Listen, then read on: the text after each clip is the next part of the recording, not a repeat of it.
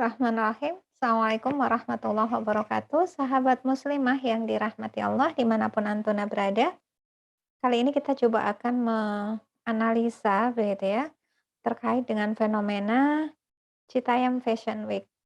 Beberapa waktu lalu viral begitu ya, anak muda yang nongkrong di kawasan SCBD dan kemudian selanjutnya mereka bergaya bak model gitu ya ketika menyeberang, zebra cross di kawasan MRT Dukuh Atas. Eee, ada yang kemudian harus kita kupas begitu ya, tentunya di balik fenomena tersebut. Eee, Anak-anak muda tersebut, seusia anak-anak kita gitu ya, mereka kemudian, datang dari pinggiran Jakarta, pinggiran dalam arti yang banyak begitu ya, pinggiran secara geografis, pinggiran secara ekonomi begitu, tampak sekali tidak bisa kita pungkiri. Nah, eee, terlihat kemudian mereka, juga apa namanya, terarus begitu ya dengan, budaya yang mereka lihat di, ruang-ruang informasi mereka di televisi. Jadi catwalk, fashion show yang demikian-demikian itu kan awalnya hanya di ruang informasi mereka. Tapi itu kemudian, eee menyeret gitu ya untuk kemudian mereka lakukan juga.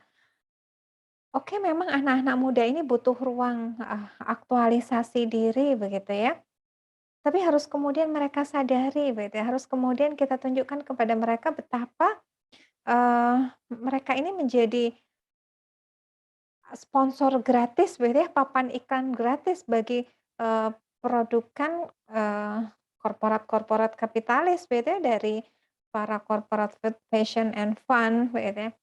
Nah, memang mungkin mereka tidak menyadari bagi mereka yang penting adalah aktualisasi diri mereka, tapi sungguh mereka sebenarnya tengah dimanfaatkan.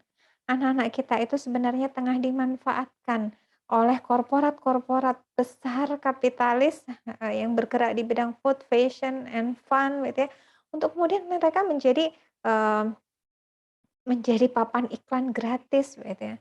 Itu yang pertama gitu, bahwa ada kepentingan kapitalis yang, memanfaatkan gitu ya, yang menjaga kemudian agar anak-anak tadi, tetap ada, tetap melakukan hal tersebut gitu ya, walaupun kemudian pada faktanya mereka harus menguras, kantong mereka dalam-dalam begitu ya. Nah, ini kan, apa namanya, harus bisa kita tunjukkan gitu.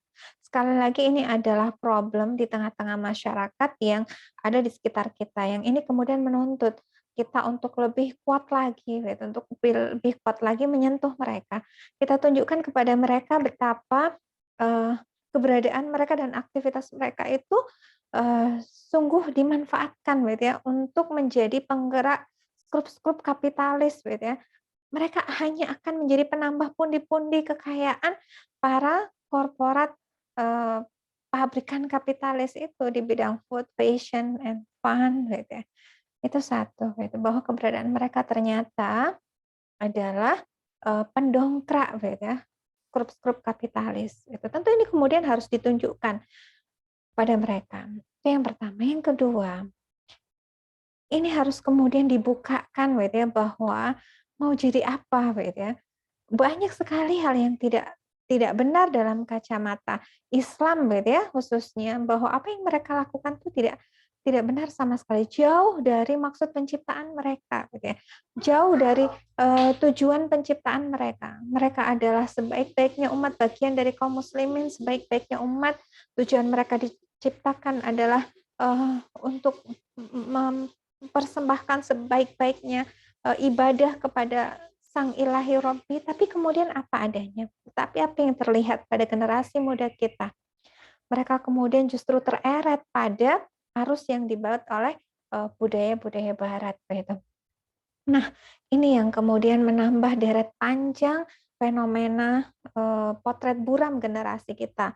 Belum lagi juga, terlihat di sana banyak ditayangkan gitu ya, mereka tidak sholat, gitu ya. Ketika kemudian ada satu sesi wawancara pendek, mereka lupa gitu ya, bacaan-bacaan sholat. Mau jadi apa generasi ke depan gitu ya, ketika kemudian, yang seperti ini itu justru kemudian tambah Kalau bahasa Jawanya itu ya diajangi gitu ya, tanpa diberi ruang gitu.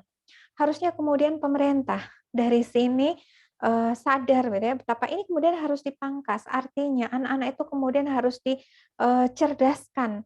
Lebih lagi ketika mereka seorang muslim, maka profiling mereka sebagai generasi muslim itu harus dimunculkan, agar tampil menjadi generasi bangsa yang handal, yang kuat, yang maju karena kemudian ketinggian peradaban.